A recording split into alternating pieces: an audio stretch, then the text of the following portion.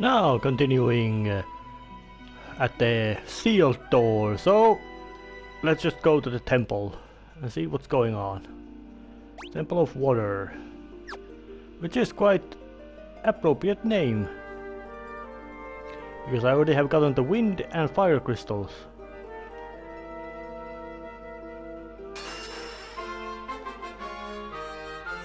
Yeah, just a little dungeon of a couple of rooms and no enemies.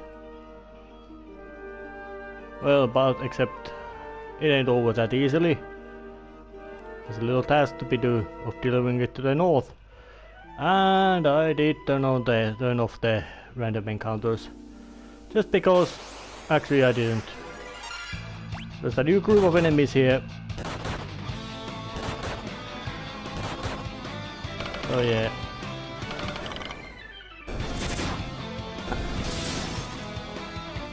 Physical attackers do quite a lot of quite well damage to them, but in this case now the physical weakness of the regular group really starts to now do the hurting. So there will be a lot of cuts to remove all these fights. As I did say, a lot of fights. Yeah. But I do like this little haze they added inside.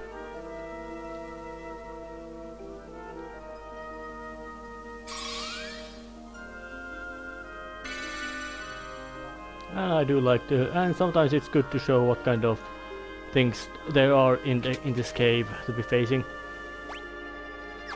Although I would say that the general difficulty, well, this game, well, it ain't as nasty as some other Final Fantasy games can be, but it still has quite respectable amount of difficulty, mostly because of the, well, attrition rate random encounters cause.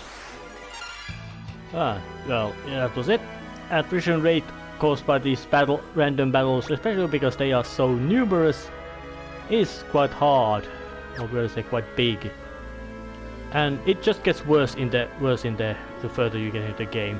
Because as in the end you just wanna be either massively over leveled or just run or just simply run from every fight you face into, because the bigger, very much stronger enemies at the end game will most likely be simply ripping you apart. Yeah, quite many of these old school RPGs got the difficulty from amount of grinding you had to do, but at least maybe not necessarily often, unintuitive enemy weaknesses and all that kind of things. Later games there would be all kinds of encounter repellents and all that, but in the original one you had to tolerate all these numerous fights. Very much. Day in, day out you had to tolerate these numerous fights. And Cockatrice is basically a monster which can petrify. It is not particularly pleasant thing to face. And well, the length of dungeons generally also in this game gets longer the further you get in the game, meaning that these first later dungeons tend to be longer, and of course because of the encounter rates don't get any lesser, well, actually they might even get higher, means that the big dungeons they suck out a lot of health. But here I am at the water crystal, so let's just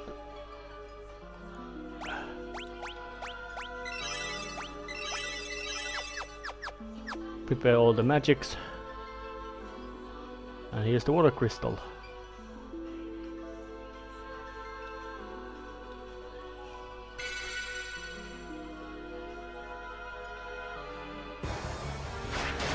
Ah! Something attacked her! Some sort of ghostly hooded figure. And another guy called working for the Xandy. First was in the Tower of Owen, wanting to destroy it so the place would crash, but this one, well, just sent to watch over this. It attacks. Kraken. It doesn't look like Kraken of the Final Fantasy 1 era.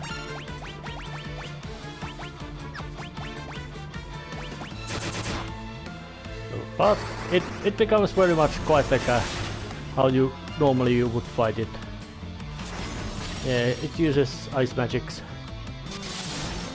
Just regular attacking under item.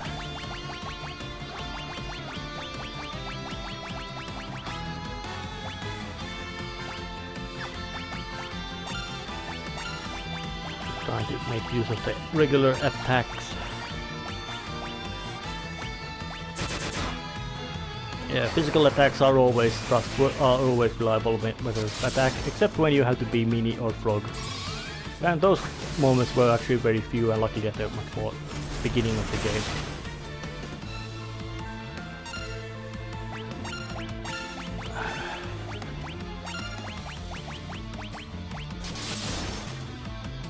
Just attack, just regular attacking a lot. Yeah, healing spell. Luckily it just attacks one target at a time.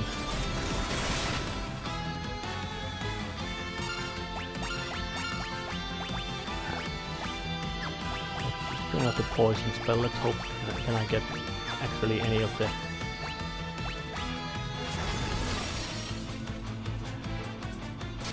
Yeah, Lulu just shrugged off that attack. Poison is quite good, it can actually poison the enemies. Well, no it doesn't. See, because it's dying. Dramatically slow, rumbly death.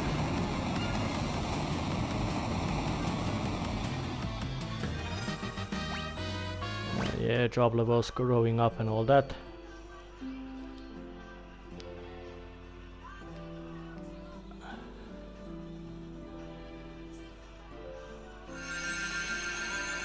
And Water Priestess died. And giving a new set of jobs. Most of them are actually quite useless.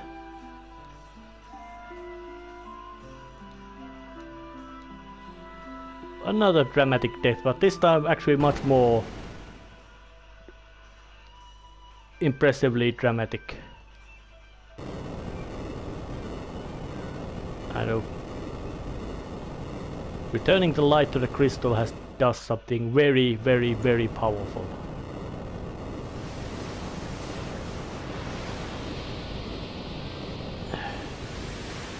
It either lowered the water or raised the earth.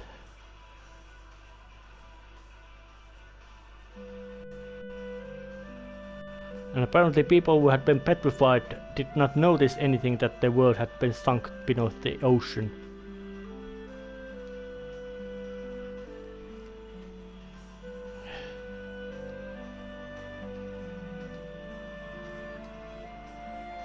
Well, new location.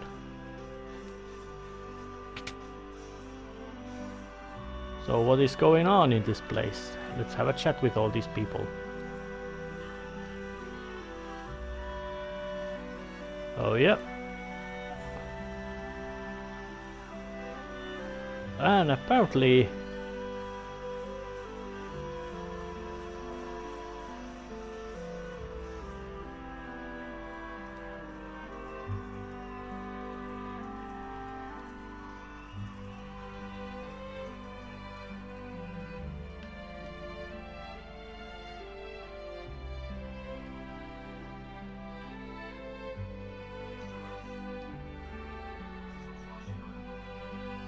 so, looks like, well, what they told me is quite unpleasant info.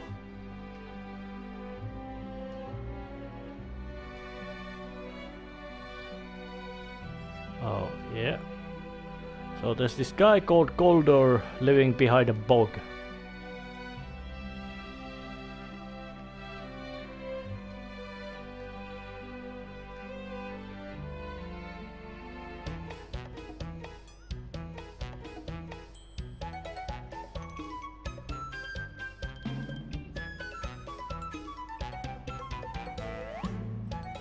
4 morons wearing without bald caps.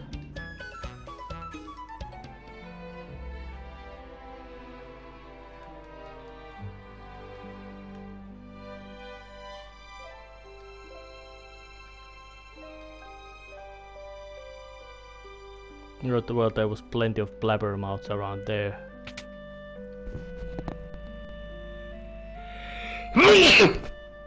Had to sneeze.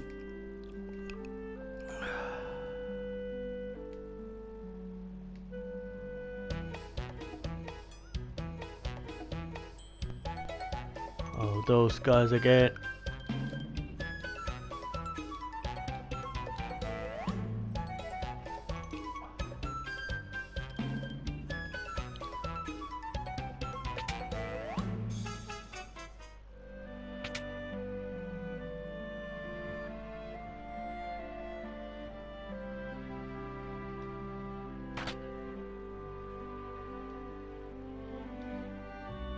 Well, now I could go to the sewer and well, continue the plot events and all that, but I'll be taking a little break first.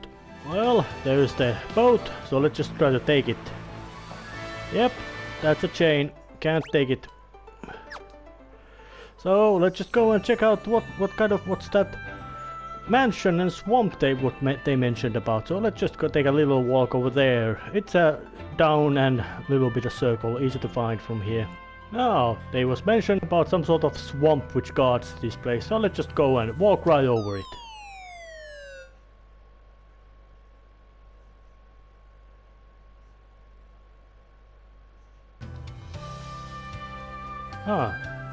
I can't walk it, no game over or anything.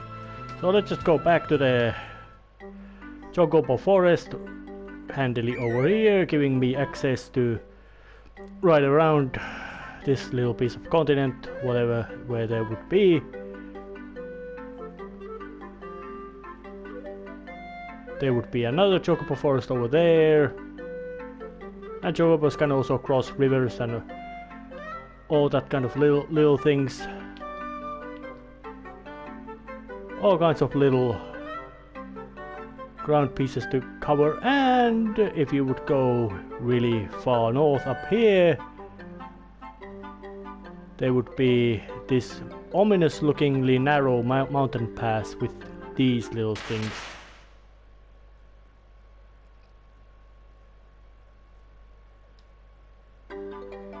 Which would cause, well, you couldn't get through them. And they would be very powerful enemies over there as well to attack you, so no reason to big fight with them. So it's time to go to the actual sewer spot in the city. And now it is going right to the sewers, and I also did a little trick called putting on the original music. And I am not still playing without the, you could say, random encounters in here, because, well, I have said it, rate of random encounters in this game is quite very high, but this is unavoidable fight. Well, maybe we should have.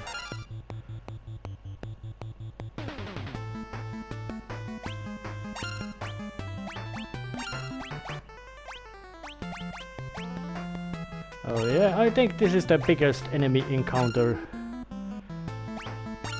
this game actually has. So let's just use the light staff to, well, thief can steal.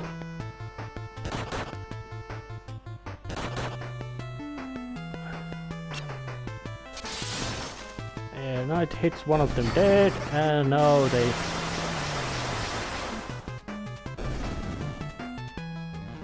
And that actually matched the amount of enemies in the screen as well.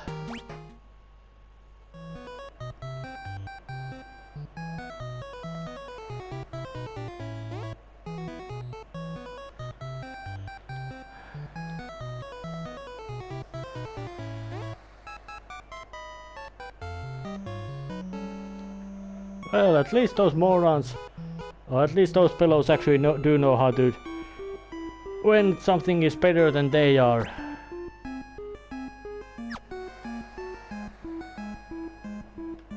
generally you could say that there's...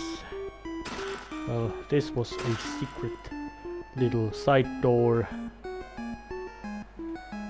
And here is another one. These are kind of, you could say, would be quite difficult to find if you wouldn't actually pay attention to that.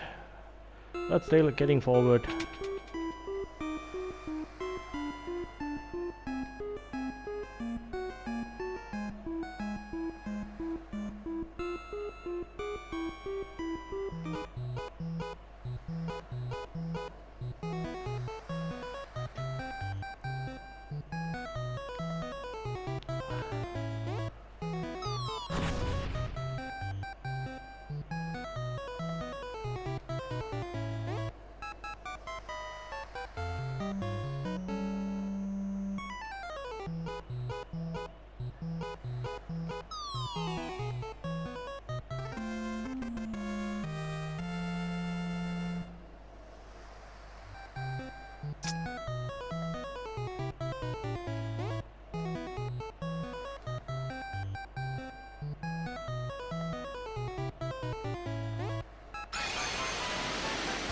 Well, that happened.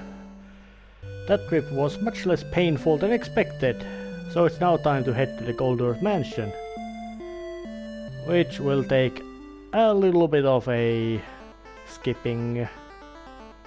And here it is, crossed over the swamp like nobody's business. So here's the Gold Manor. Map says there's just a couple of trap rooms, or better say a couple of empty rooms, but with the thief you can easily open those rooms. And I'm still keeping off the encounters, mostly because they aren't so interesting things to watch or to play through. It's basically just a lot of enemies are eager to attack you. That's it. But in this room there was a little bit of a extra direction to go. But otherwise these rooms, despite their garish golden color, are quite pointless. And getting up here, a big side room and a corridor to walk around with of course about 20 different random encounter enemies to attack you, and a whole row of chests which all contain the same thing: golden swords. And as you might expect from gold swords, they are not good. And one set of wyvern claws for another black belt class. Yeah, it's not an upgrade of the monk, it's actually a completely separate class, but which plays very much similar manner. So let's just open this door and use this secret passage to get through these locations. And once again they would be either long twisting paths over through all the walls, corridors, or just walk right through the couple of extra walls, secret walls to get through it. And there's the Goldor himself. Hello, buddy.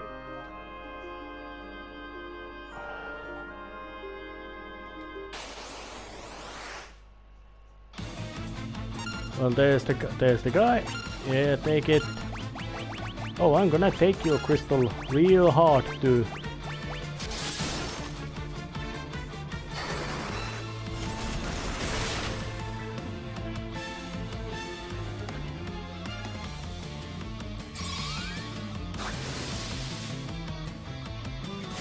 Arrow that didn't do much damage to him.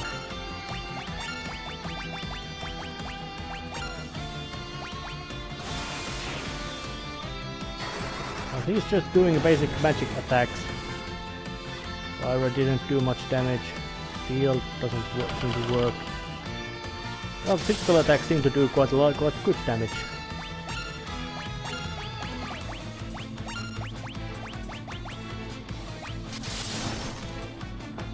Just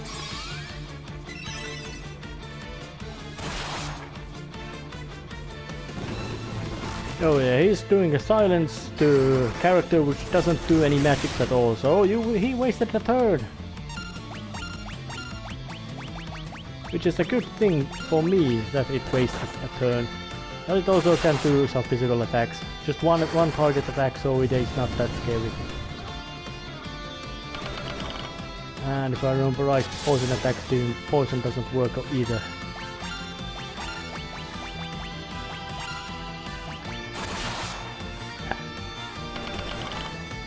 But that guy is greedy as hell.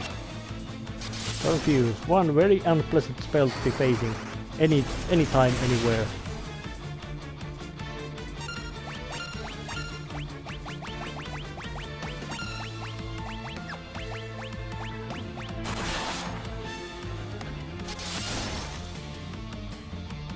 Quite run of the mill. Hitting him with whatever you have. He is quite tough.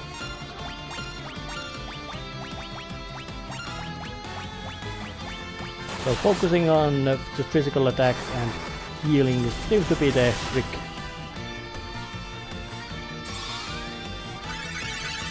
And as long as the healer stays alive, my chances of surviving are really good. And he went down.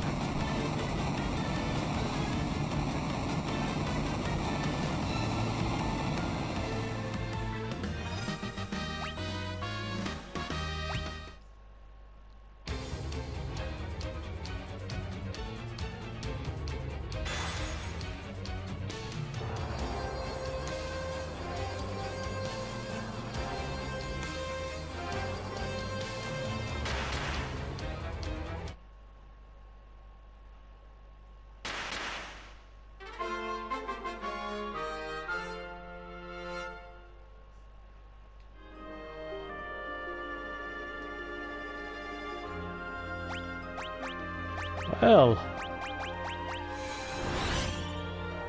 situation looks bad, but it really, well, it depends. But it's still just a time to, well, Goldor's been defeated, but he had a crystal, which is now history. But it had a sinister red color instead of the blue we have already faced, so I wonder why was it like that. Yeah. Saronia. As well, that gives me a little bit of hint about where to go. It would be to go to Saronia city with an airship. But now I can also fly with my airship and do some extra research about, investigate all the other places where I could be going. I can't fly to the over the mountains, and I can't fly through that narrow passage either, which will be a plot element. And of course there is this quite suspicious looking island over here, all kinds of streams and rivers over here, maybe some to the temple of tides. But if I go over here, there are some. There's a one visible.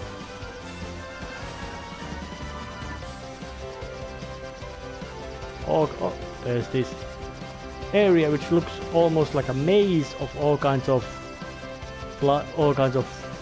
mountain holes, and there seems to be a tropical forest over there. And this area used to cover, there's some sort of structure over there, which actually is the tower which was seen earlier. So there will be, it is quite difficult to, it is quite impossible to reach at that location over here, mostly because that's the end game dungeon. But of course, when you still fly around,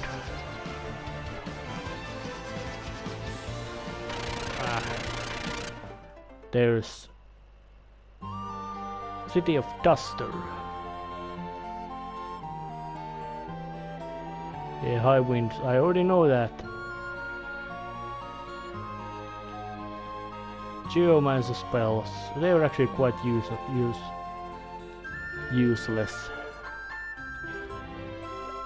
And Saronia has a good airship.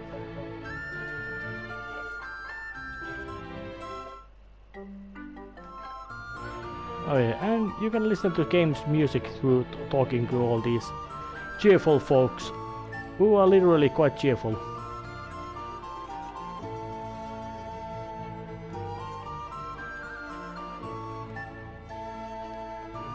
Plot-wise, this isn't that important place to go visit.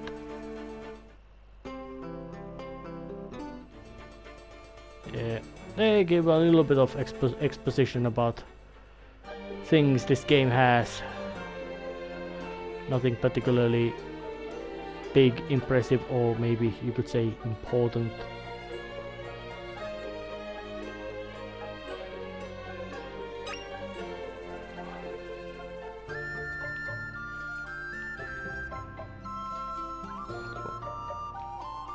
Yeah, there's a big powerful airship. Yeah, I know that. You just told me about it. Well, and that town would also be selling weapons and armor, which you might be finding very useful. But there's one big important looking castle, which I intend to be going right soon, but not at this episode right here. And then there would be some sort of cave over there, where I could be going with a raft and canoe, but of course in between I would have to be fighting monsters. And of course then there's another little city over here, Repilito.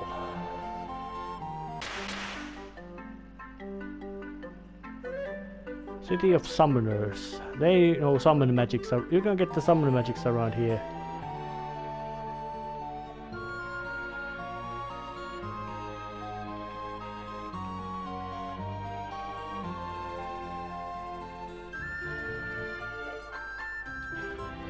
A wizard god Noah.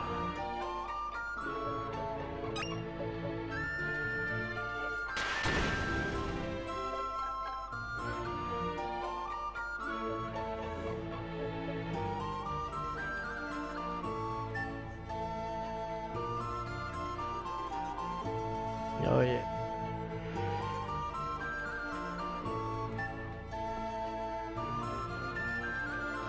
Yeah. So there's a mention about big powerful wizard god Noah, and he could do all kinds of big things with magics.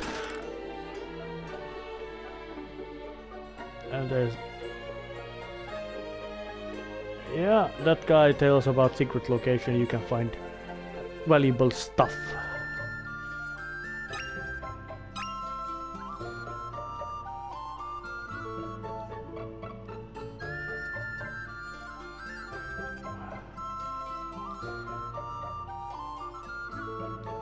Oh yeah. Although barrier shift is not that kind of, you could say, a big deal to face. Because only basically 2 enemies in the entire game have that ability. So it really isn't that kind of a big threat to face. But there's all kinds of